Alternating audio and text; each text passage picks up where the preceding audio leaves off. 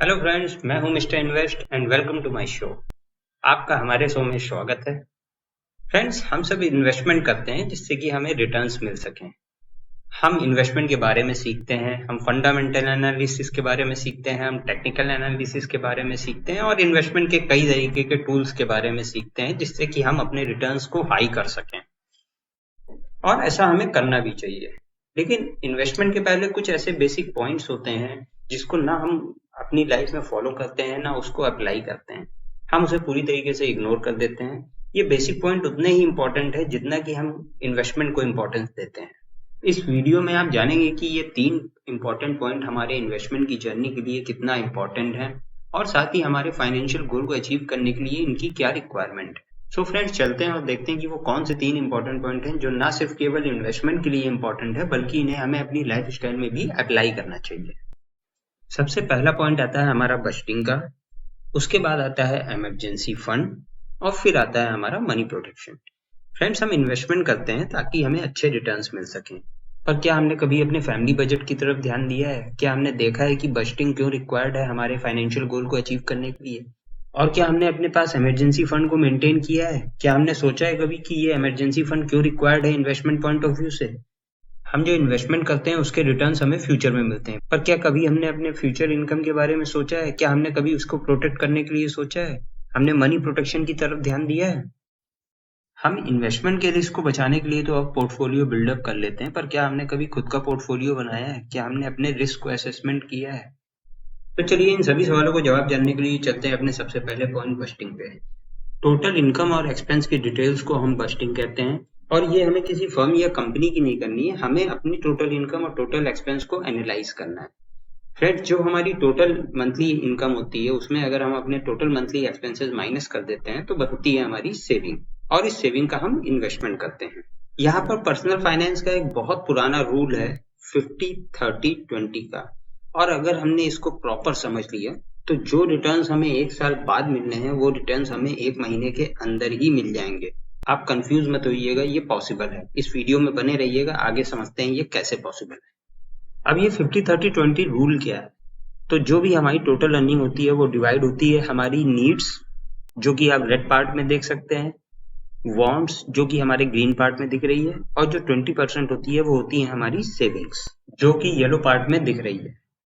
तो फाइनली ये pie chart resemble करता है हमारी टोटल इनकम का, यानी हमारी जो भी मंथली इनकम होती है वो बेसिकली इन 3 पार्ट्स में डिवाइड हो जाती है, नीड, वांट्स और सेविंग्स में।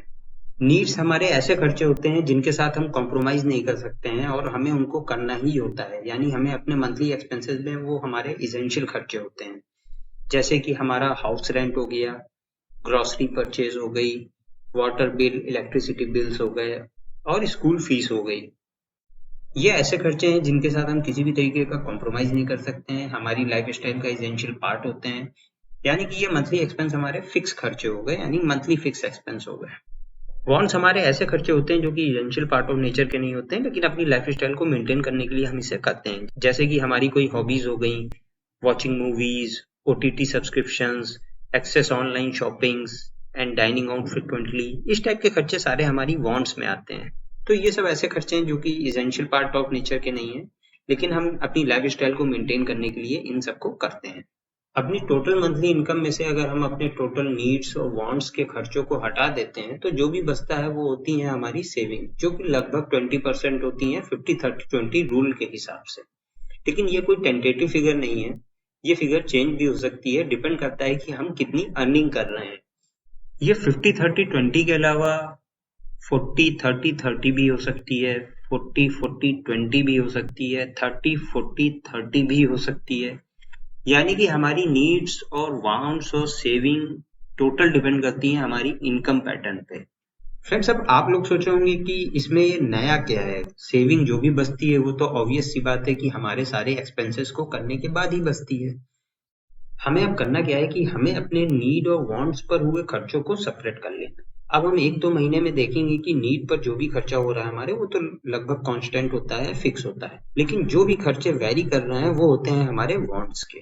हमें अब करना क्या है कि अपनी वांट्स पर हुए खर्चों पर फोकस करना है और 1-2 महीने उनको एनालाइज करना है।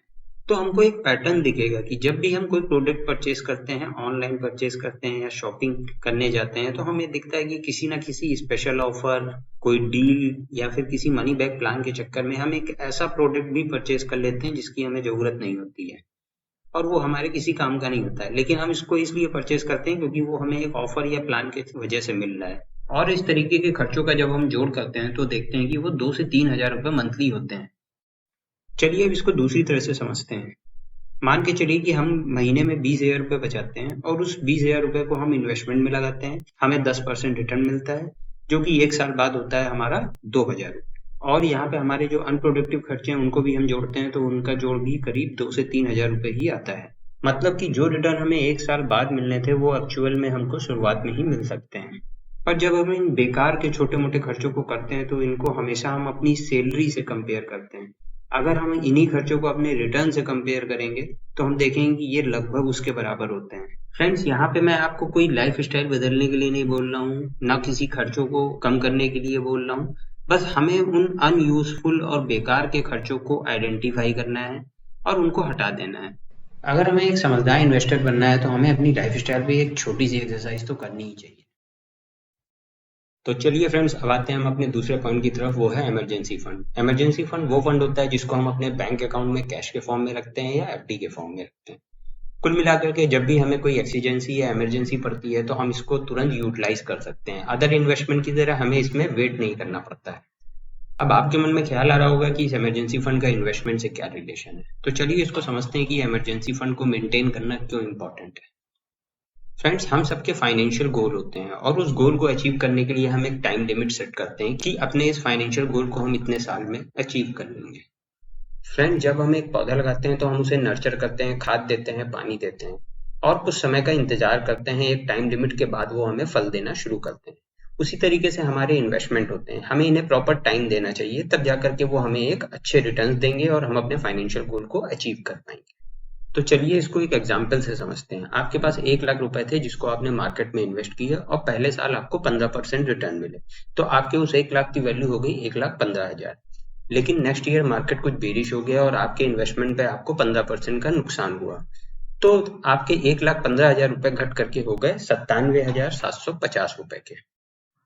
तीसरे साल की शुरुआत में आपके पास कुछ एक्सीजेंसीज आई और आपको 20,000 रुपए की जरूरत पड़ी।